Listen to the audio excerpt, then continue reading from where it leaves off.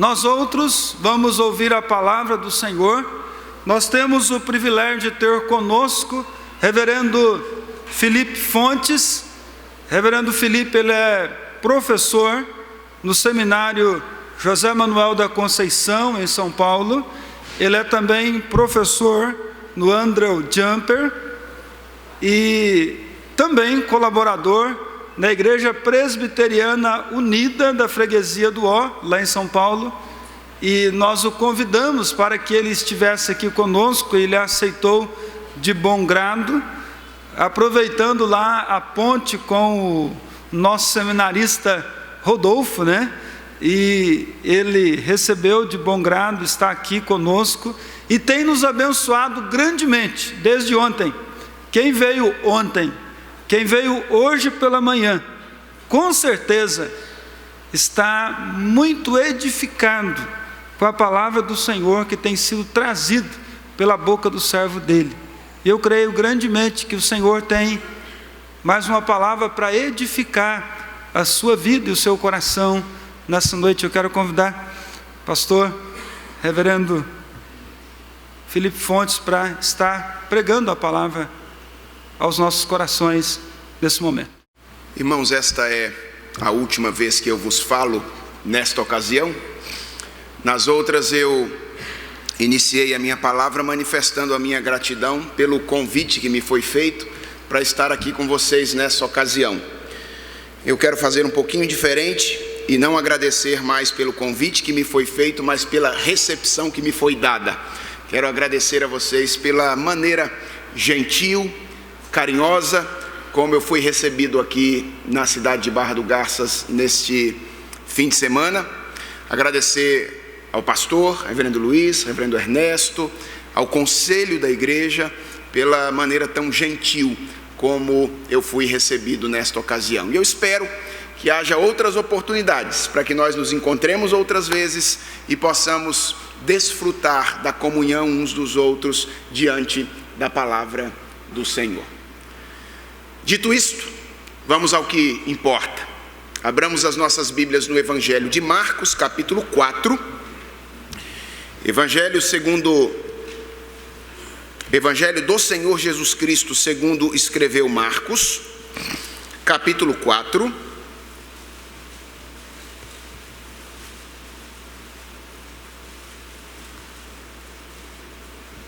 Nós leremos os versos 35 a 41. Evangelho de Marcos, capítulo 4, versos 35 a 41.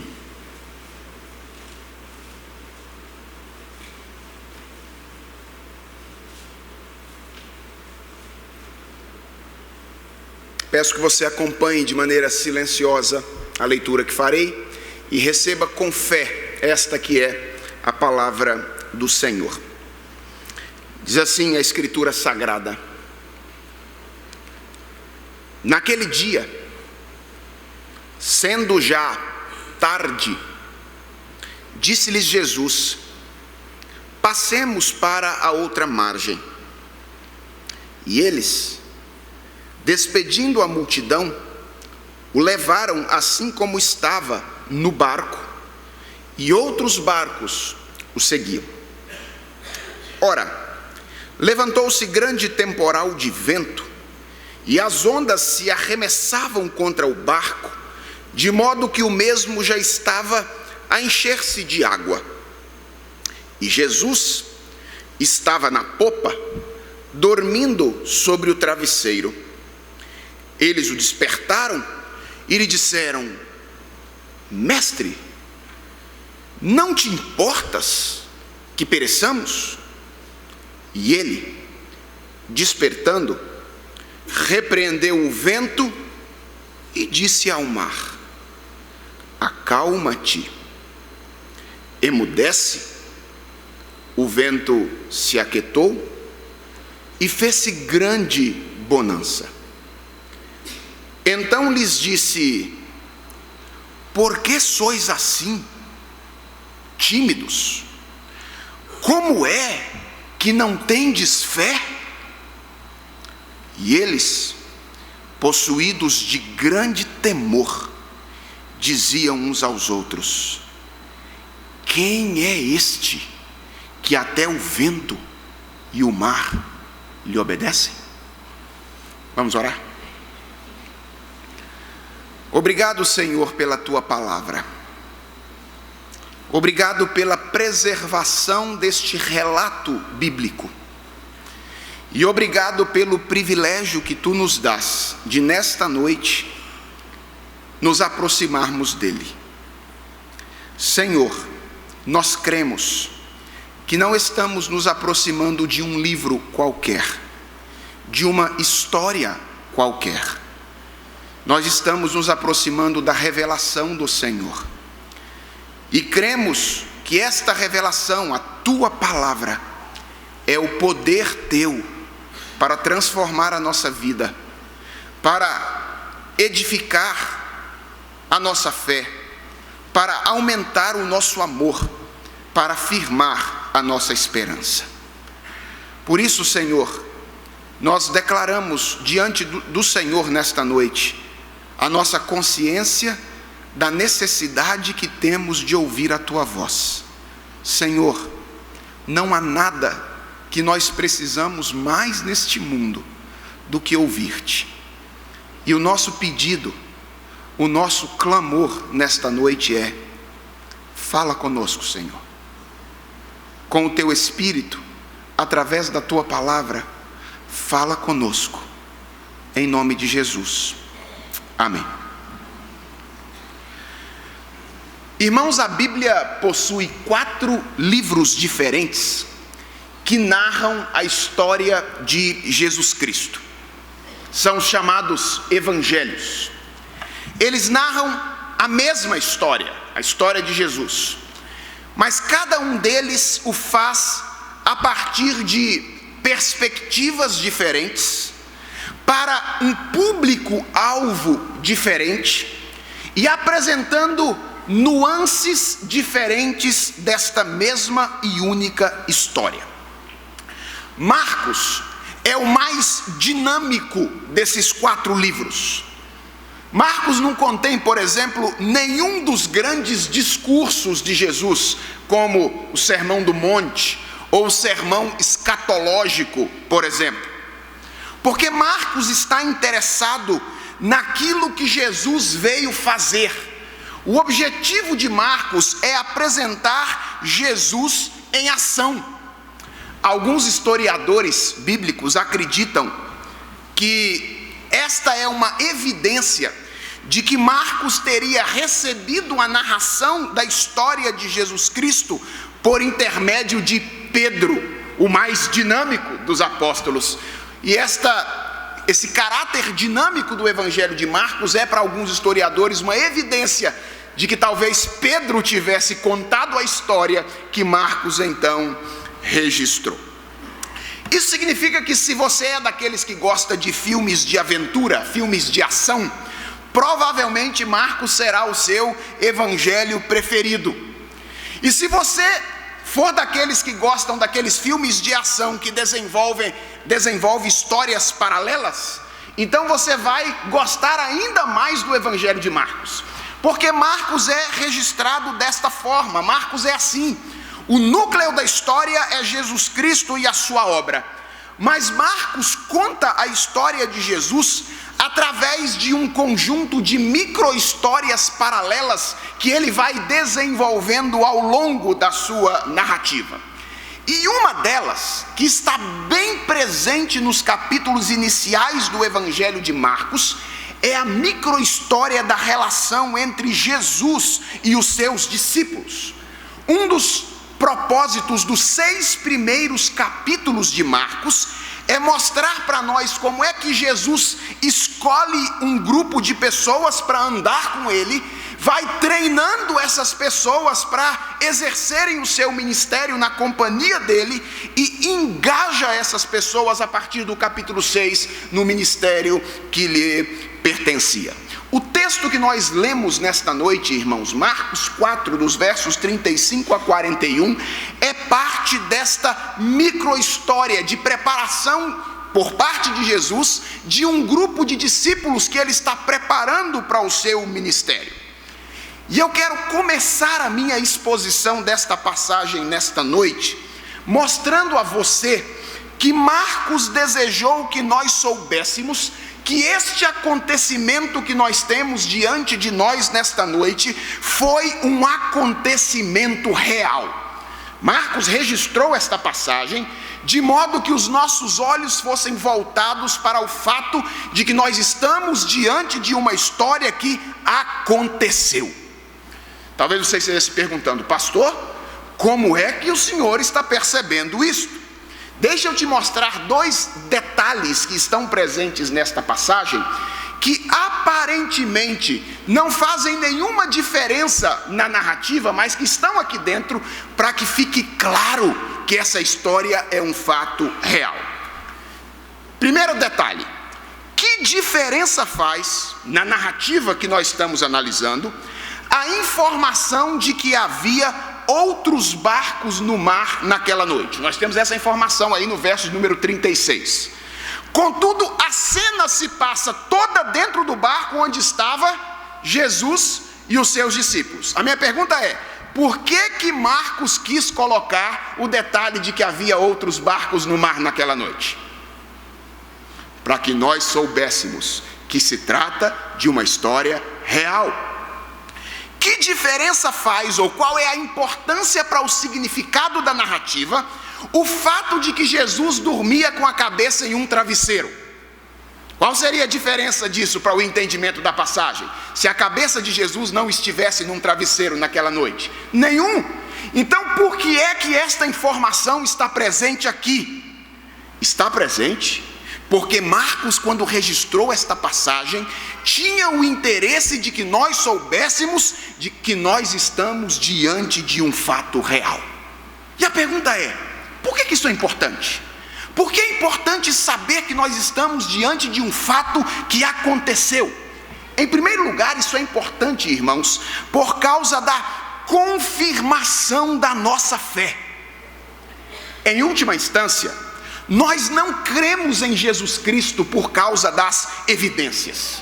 Nós cremos por causa do testemunho interno do Espírito Santo no nosso coração. Mas, irmãos, também é verdade que nós não cremos em Jesus Cristo sem evidências.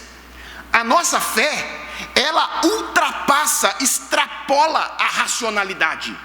Mas a nossa fé não é irracional. John Stott costumava dizer, através de um livro inclusive que ele escreveu, que crer é também pensar. Assim, a informação sobre a historicidade deste acontecimento confirma a nossa fé em Jesus Cristo. Nós dizemos: Jesus Cristo é Deus, e nós estamos diante de um fato que comprova a natureza divina de Jesus Cristo. Mas, em segundo lugar, a historicidade deste evento é importante por causa da firmeza da nossa esperança. Perceber que nós estamos diante de um texto que narra um acontecimento real nos identifica de maneira mais direta com ele. Irmãos, nós somos discípulos de Jesus. Como os personagens desta passagem eram discípulos de Jesus. Nós fomos chamados por Deus para seguir a Jesus, como eles foram chamados por Deus para seguir a Jesus. E como eles, nós enfrentamos diversas tribulações nesta caminhada de discipulado. E é bom saber que Jesus se envolveu com as tribulações dos seus discípulos. É sobretudo bom saber que ele usou as tribulações que os seus discípulos enfrentaram ao longo da sua vida para prepará-los para o exercício do seu ministério. Saber que esse foi um evento real, que isso aqui aconteceu, nos identifica de maneira mais direta com esta passagem. Tendo em vista essa identificação, eu gostaria nesta noite de falar a vocês sobre como nós podemos encontrar segurança e descanso em meio às tribulações. Esse é o assunto da nossa reflexão de hoje. Como nós podemos encontrar segurança e descanso em meio às tribulações? A primeira verdade que esta passagem nos ensina é que encontrar segurança e descanso em meio às tribulações não é algo que nós aprendemos do dia para a noite. Eu vou repetir: encontrar segurança e descanso em meio às tribulações não é algo que nós aprendemos do dia para a noite. Como é que se percebe isso, pastor? A narrativa de Marcos, olhe para o seu texto, ela se desenrola numa dinâmica de ações e reações. No verso de número 38, nós temos a reação dos discípulos à tempestade. Aí nos versos 39 e 40, nós temos a ação de Jesus diante desta reação dos discípulos, o que Jesus faz diante da reação deles. E aí no verso 41, nós temos a reação dos discípulos à ação de Jesus. Estruturalmente, essa é a dinâmica da passagem. Os discípulos reagem à tempestade, Jesus age diante da reação dos discípulos e os discípulos reagem diante da ação de Jesus. Essa é a estrutura da passagem. Se esta fosse uma história imaginada, ela tinha tudo para ser aquilo que alguns especialistas de narrativas chamam de narrativa perfeita. Aquelas narrativas que têm uma introdução, tem um momento de crise, e aí tudo encerra com a frase: e viveram felizes para sempre. Isso é o que os especialistas de narrativa chamam de narrativa perfeita. Um momento inicial de introdução, uma crise, e depois a resolução desta crise no final da história. Mas preste atenção, à luz deste modelo, a narrativa que nós temos nas mãos não se encerra com o desfecho ideal. Por quê? Porque quando nós temos a tempestade acontecendo, a primeira reação dos discípulos no verso 38, qual é? Medo. O texto diz que eles reagiram com medo. E aí então, a ação de Jesus diante do medo dos discípulos é a realização de um milagre. Jesus realiza um milagre diante dos olhos dos discípulos. E a minha pergunta é: se você fosse finalizar essa história e ela estivesse saindo da sua cabeça, como é que você terminaria a história? Eu creio que a maioria de nós colocaria os discípulos felizes e encorajados no final da história com aquilo que Jesus Cristo fez. Mas não é isso que nós encontramos. O texto que nós acabamos de ler diz no verso 41 que os discípulos terminaram a história com mais medo do que eles começaram a história.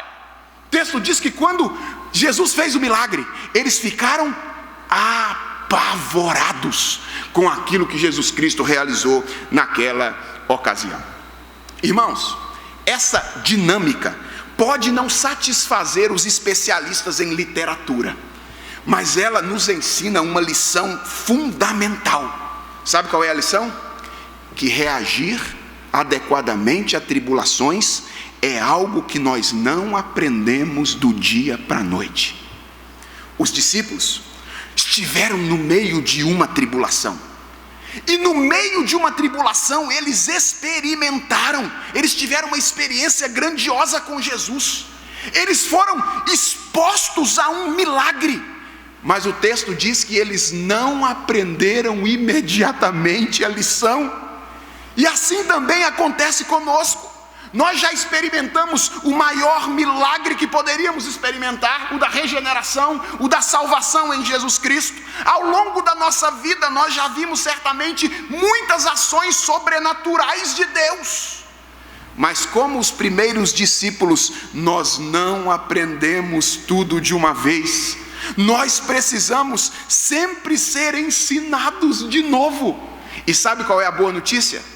A boa notícia é que Jesus é um mestre paciente, e Ele está disposto a nos ensinar sempre uma vez mais. Passe 2 folhas da sua Bíblia para frente, vá ao capítulo 6, e você vai encontrar de novo no capítulo 6 os discípulos aonde? No meio do mar, mais uma vez. E diz o verso de número 45 que eles estavam no mar pelo desejo de Jesus.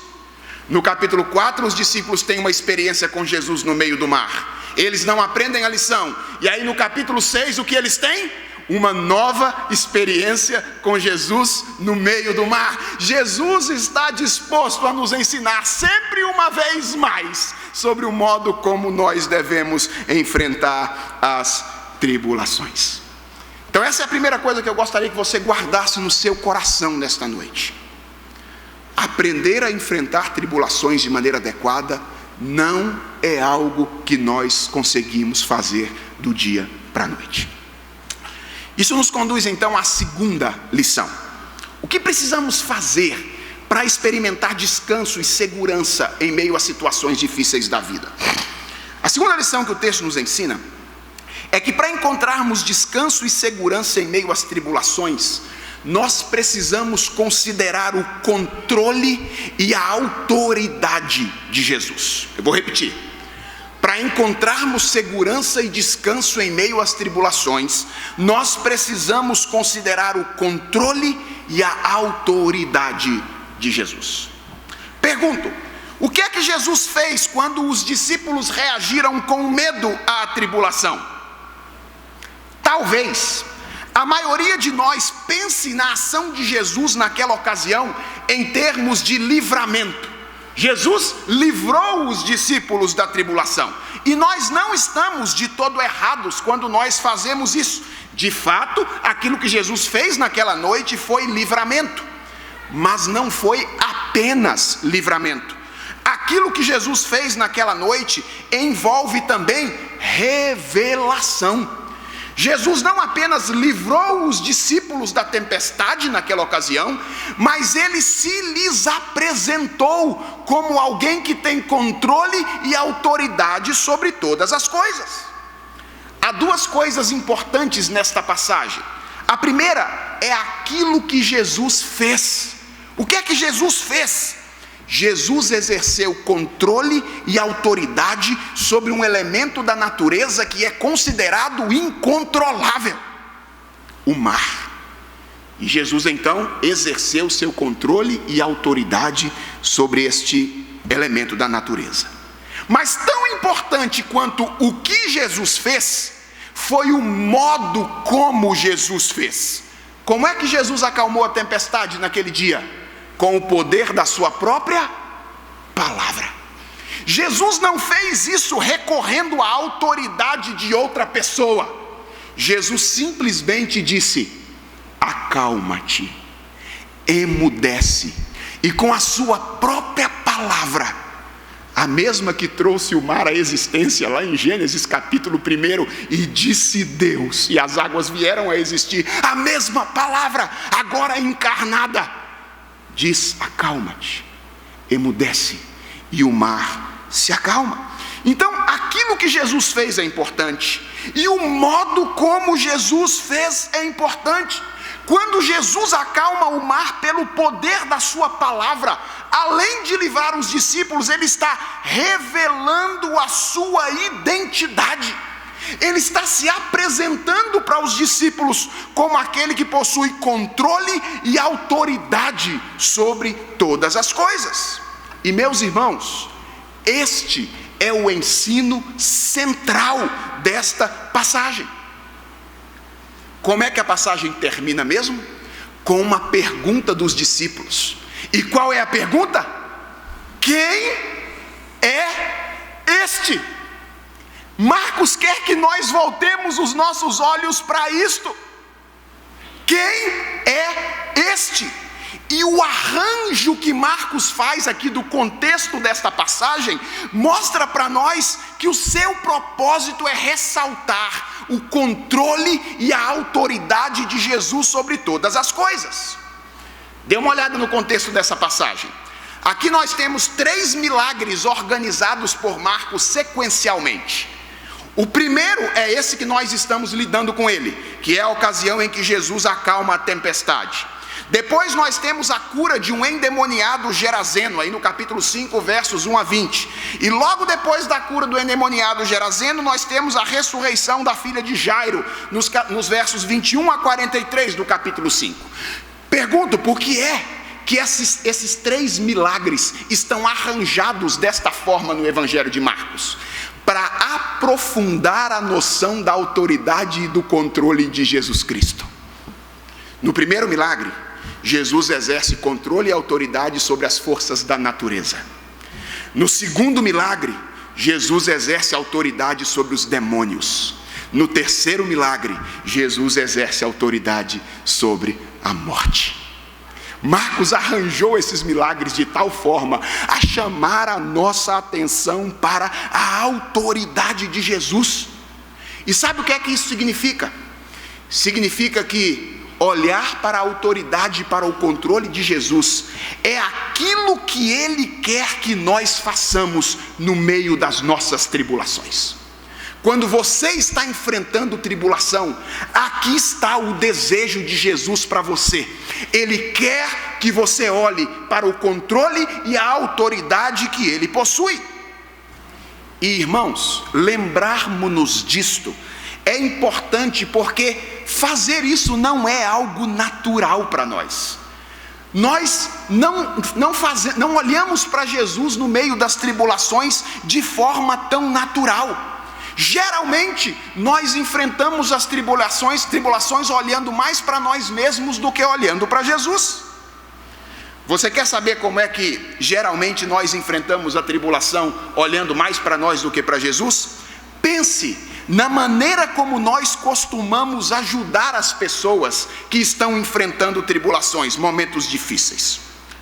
Algumas vezes, nós ajudamos pessoas que estão enfrentando tribulações, minimizando os problemas. Nós olhamos para elas e dizemos assim: isso não é nada, veja o que fulano tem. Eu já tive um problema muito maior do que esse. Outras vezes, nós ajudamos pessoas a enfrentar problemas, maximizando as pessoas. Olha, você é forte, você já passou por isso uma vez, você vai conseguir passar por isso de novo. Ambas as atitudes, minimizar os problemas e maximizar as pessoas, revelam a nossa tendência de enfrentar tribulações de modo antropocêntrico. Ou seja, nós no meio da tribulação, ou olhamos para os problemas e tentamos diminuí-los, ou olhamos para nós mesmos e tentamos fazer-nos crescer diante deles. Mas Jesus deseja que nós enfrentemos as tribulações de modo cristocêntrico. Ele deseja que no meio das tribulações, ao invés de olhar para nós mesmos, ao invés de olhar para os nossos problemas, nós olhemos para Ele, nós foquemos os nossos olhos em Jesus, e que nós consideremos o controle e a autoridade que Jesus tem sobre todas as coisas. E nós chegamos ao ponto mais difícil, na minha opinião, e ao mesmo tempo mais rico dessa narrativa bíblica. Por quê? Porque considerar o controle e a autoridade de Jesus foi exatamente o que os discípulos fizeram naquela ocasião. Como é que eu sei disso? O fato deles acordarem Jesus significa que eles confiavam nele. Quando eles viram a tempestade, qual é a primeira coisa que eles foram fazer? Eles foram acordar a Jesus. A pergunta é: por que eles foram acordar Jesus? Porque eles acreditavam que Jesus podia fazer alguma coisa. Então, considerar a autoridade e o controle de Jesus foi algo que provavelmente os discípulos fizeram naquela ocasião. Mas perceba, considerar a autoridade e o controle de Jesus não foi suficiente para fazê-los experimentar segurança em meio à tribulação. O texto diz que ao fim daquela noite, mesmo considerando o controle e a autoridade de Jesus, os discípulos terminaram a noite com mais medo do que eles estavam no início. E isso nos leva então à terceira lição que eu quero que você guarde no coração nesta noite. É que para encontrarmos descanso e segurança em meio às tribulações, nós precisamos equacionar a convicção da autoridade e controle de Jesus com a certeza do seu amor por nós. Terceiro lugar, para que nós enfrentemos as encontremos segurança e descanso no meio das tribulações, nós precisamos equacionar a verdade do controle e da autoridade de Jesus com a verdade do seu amor por nós. Irmãos, se por um lado considerar o controle e a autoridade de Jesus significa crer no poder que Jesus tem sobre a tempestade, por outro lado, significa crer na autoridade que Jesus tem sobre nós. E isto significa ou envolve o direito que Jesus tem de nos colocar no meio da tribulação. E o direito de não apenas nos colocar na tribulação, mas o direito que Jesus tem de nos manter no meio dela. E eu vou além. Significa considerar também o direito, inclusive, de, se Ele quiser, permitir que a tribulação nos trague. Existe um cântico no Brasil que diz assim: se diante de mim não se abrir o mar, Deus vai me fazer passar por sobre as águas. Ele pode ser bonito, mas não é verdadeiro. Por que ele não é verdadeiro? Porque a nossa experiência e a palavra de Deus nos diz que nem sempre Deus nos livra das situações difíceis da nossa vida. Nem sempre Deus restaura nossos relacionamentos quebrados. Nem sempre Deus nos livra de crises financeiras. Nem sempre Deus nos livra de enfermidades. Pelo contrário, todas essas coisas acontecem debaixo da autoridade e do controle de Jesus Cristo. E isto é apavorante para nós. Considerar que aquele que tem controle sobre e autoridade sobre a natureza, também tem controle e autoridade sobre a nossa vida. E por essa razão, irmãos, a tentação que nós mais enfrentamos no meio da provação não é duvidar do controle e da autoridade de Jesus. A tentação que nós mais enfrentamos no meio de uma tribulação é duvidar do amor que Jesus tem por nós. E parece ter sido exatamente esse o problema dos discípulos naquela ocasião. Perceba que depois de realizar o milagre naquela noite, Jesus se dirigiu aos discípulos e lhes questionou com duas perguntas. O milagre não foi tudo que Jesus Cristo fez. Logo depois de fazer o milagre, Jesus se dirige aos seus discípulos e os questiona: por que vocês são assim tão tímidos? Diz Jesus. Como é que não tendes fé? Deixa eu lhe fazer uma pergunta. Você acha que Jesus está fazendo essas perguntas porque ele não sabe as razões? É claro que não. Jesus sabe de todas as coisas. Essas perguntas de Jesus são apenas retóricas.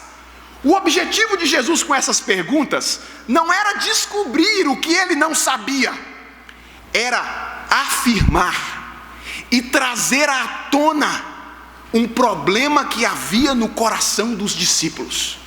Essas perguntas de Jesus querem trazer à tona um coração duvidoso. Elas dizem que os discípulos não deveriam ter reagido da maneira temerosa como eles reagiram. E diante disto, a pergunta que nós devemos fazer é: seria possível descobrir o que se passava no coração dos discípulos naquela ocasião? Eu acredito que sim. E eu acredito que sim, porque a Bíblia diz que a boca fala daquilo que o coração está cheio. Ou seja, as nossas palavras, diz a Bíblia, são janelas para o nosso coração, para ver o que está acontecendo dentro de nós. E aquelas palavras que nós falamos sem pensar, reagindo a alguma circunstância difícil da vida, como uma fechada no trânsito, por exemplo, e aí a gente reage, essas palavras, elas revelam ainda mais aquilo que está dentro de nós. E foi ou é através das palavras dos discípulos que nós podemos perceber o que é que estava acontecendo no coração deles. Notem, por um lado, as palavras dos discípulos revelam desespero. Mestre, nós vamos morrer. Mas vejam que as palavras dos discípulos também revelam questionamento do amor de Jesus. Os discípulos não disseram: Jesus, tem misericórdia de nós vamos morrer. Não foi assim que eles acordaram Jesus. Eles acordaram Jesus dizendo: tu não te importas que morramos? Você consegue perceber que há uma diferença entre isso e aquilo que eu disse anteriormente? Uma coisa é um clamor do tipo: meu Deus, me salve, eu estou morrendo. Outra coisa é: o Senhor não se importa que eu morra? Foi deste modo que os discípulos acordaram Jesus naquela ocasião. E o que é que está por trás deste modo dos discípulos falarem? A mesma premissa que nós acusamos na teologia da prosperidade. Qual é a premissa básica da teologia da prosperidade? Se Deus me amasse, Ele não permitiria que isso acontecesse comigo. A mesma premissa da teologia da prosperidade é o que leva os discípulos a olhar para Jesus Cristo e dizer: o Senhor não se importa conosco? Tu não te importas que morramos? É esta premissa que está no nosso coração e nos tira a paz e nos faz questionar o amor de Deus quando nós estamos enfrentando situações difíceis na nossa vida. A tentação que nós mais enfrentamos em momento de provação não é a de duvidar do controle e da autoridade de Deus, é a de duvidar do amor de Deus por nós, é a de duvidar da sua presença ao nosso lado. Por isso, nós precisamos sempre, para encontrar descanso e segurança em meio à tribulação, equacionar a verdade sobre a autoridade e o controle de Jesus com a verdade sobre o seu amor por nós. Sabe como é que você deve encarar a tribulação? Dizendo para você mesmo: Jesus é Senhor, Jesus me ama. Quando Ele me coloca no meio da tribulação, Ele é Senhor, Ele me ama. Quando Ele acalma o mar, Ele é Senhor, Ele me ama. Quando Ele não acalma o mar e permite que a tribulação continue, Ele é Senhor, Ele me ama. E ainda que as tempestades da vida nos traguem, Jesus jamais deixará de ser aquilo que Ele sempre foi. Jesus é Senhor. Jesus nos ama, pois afinal de contas, Ele já nos livrou da maior tempestade da nossa existência. É impossível ler essa história sem perceber o paralelo que existe entre ela e a história de Jonas, o profeta, certamente conhecida dos discípulos naquela ocasião. Tanto Jonas quanto Jesus estavam em um barco. Tanto Jonas quanto Jesus estavam inicialmente adormecidos. E tanto Jonas quanto Jesus foram acordados por pessoas que estavam desesperadas no meio daquela tribulação. Nas duas histórias, tanto a de Jonas como a de Jesus, Deus realizou um milagre e o mar se acalmou. E ambas as histórias terminam com as pessoas com mais medo do que elas estavam no começo. É impossível não perceber o paralelo que existe entre esta passagem de Marcos e a história de Jonas. Mas talvez, irmãos, isto que eu disse, eu descrevi até agora sobre os paralelos, talvez fosse tudo o que os discípulos poderiam ver naquela ocasião. Mas nós temos um privilégio em relação aos discípulos. Nós já estamos do lado de cá da história e nós já podemos ver um pouco mais do que eles. Quando Jonas foi acordado navegando para Tarsis, o que é que Jonas fez?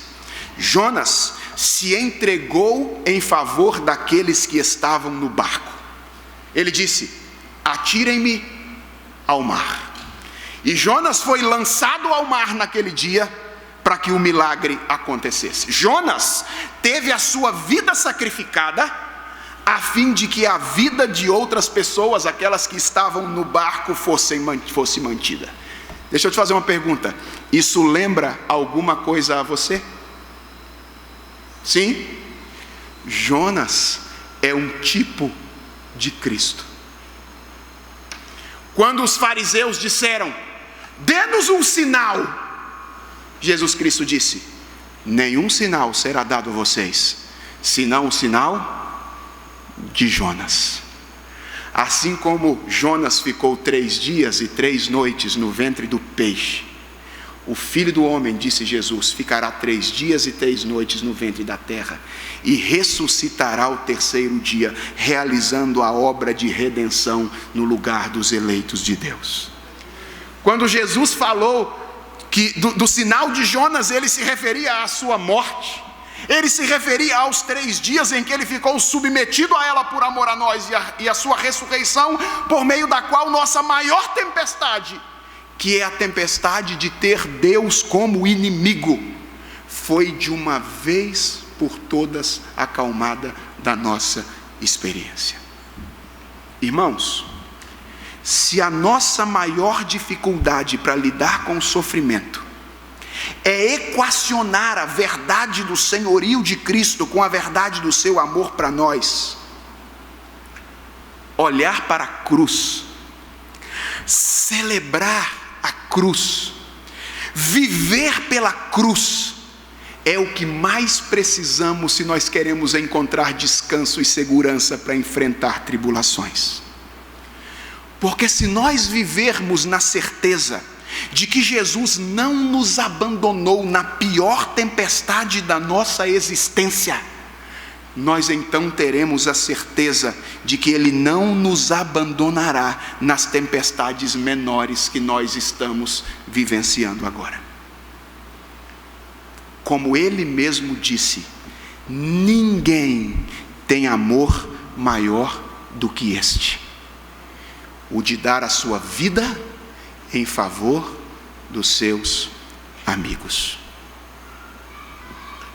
Existem um monte de cânticos que são cantados por aí, que costumam dizer que o melhor de Deus ainda está por vir. E crendo nisso, as pessoas ficam querendo sinais, evidências cotidianas, constantes do amor de Deus por elas, como se já não tivesse no simples fato de estar vivo. Deixa eu lhe dizer uma coisa: o melhor de Deus não está por vir. O melhor de Deus já veio. O melhor de Deus foi a encarnação de Jesus Cristo. O melhor de Deus foi a morte de Cristo no Calvário em nosso lugar. O melhor de Deus foi a ressurreição de Jesus Cristo ao 3º dia, nos livrando da maior tempestade da nossa existência.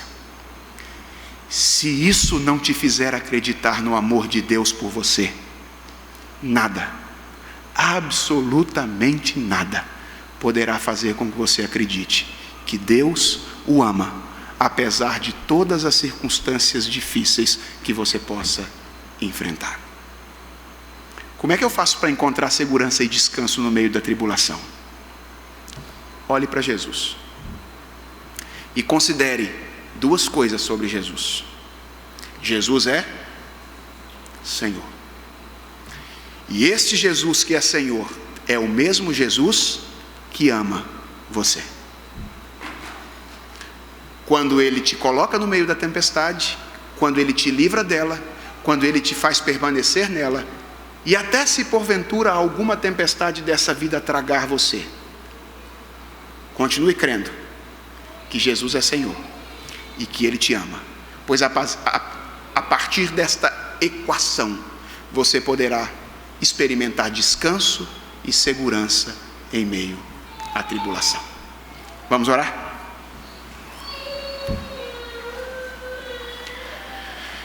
Senhor Deus, nós não somos diferentes dos discípulos daquele dia no Mar da Galileia. E não poucas vezes, Senhor, quando nós estamos no meio da tribulação, nós temos dificuldades de equacionar a autoridade e o controle que o Senhor tem com o teu amor por nós. Quantas vezes, Senhor, vivendo situações difíceis, nós perdemos a paz e nós falamos com o Senhor como se o Senhor não nos amasse. Mas, ó Deus, nós aprendemos nesta noite que o Senhor já demonstrou até onde o Senhor está disposto a ir por amor a nós, enviando o teu Filho a este mundo e morrendo em nosso lugar. Nós não precisamos de mais nenhuma demonstração do teu amor por nós, além daquela que já foi dada na cruz do Calvário. Por isso que nós queremos pedir-te, Senhor, é que tu nos ajudes a enfrentar tribulações da maneira correta. O que nós queremos, Senhor, é que tu nos ensines a encontrar descanso descanso e conforto e segurança em meio às tribulações. E para que isso aconteça, Senhor, livra-nos de encarar tribulações olhando para nós mesmos, e ensine-nos a encarar as tribulações e a passar por elas com os olhos postos no teu Filho Jesus Cristo. Ensine-nos a considerar o controle de Jesus. Ensine-nos a considerar a autoridade, o direito que Jesus Cristo tem de nos fazer passar por momentos difíceis nesta vida, enquanto aqui estamos. Mas não nos permitas esquecer que todas as vezes que o Senhor Jesus Cristo nos permite passar por momentos difíceis, Ele está revelando o seu amor por nós, porque a tua palavra nos ensina que todas as coisas, absolutamente todas as coisas, colaboram para o bem daqueles que amam ao Senhor. Ensine-nos, ó Deus, a crer nisso, não apenas a proferir essas palavras com os nossos lábios, mas que elas sejam reais na nossa vida, quando nós estivermos passando pelos momentos mais difíceis da nossa experiência. Senhor, nós vivemos momentos difíceis no nosso país, vivemos circunstâncias difíceis socialmente falando, e nós queremos nesta noite, depois de ter ouvido esta mensagem, declarar aquilo que cremos a respeito de Jesus Cristo, o teu Filho. Nós cremos que Jesus Cristo é Senhor. Nós cremos que este Jesus Cristo que é Senhor nos ama. E essas duas verdades nos bastam. Portanto, ó Deus, ainda que tenhamos que continuar vivendo por um longo tempo, debaixo de pressão e sofrimento, não nos deixes perder de vistas que tu és Senhor e que tu nos amas. Em nome de Jesus Cristo, o Senhor que nos ama, é que nós oramos. Amém.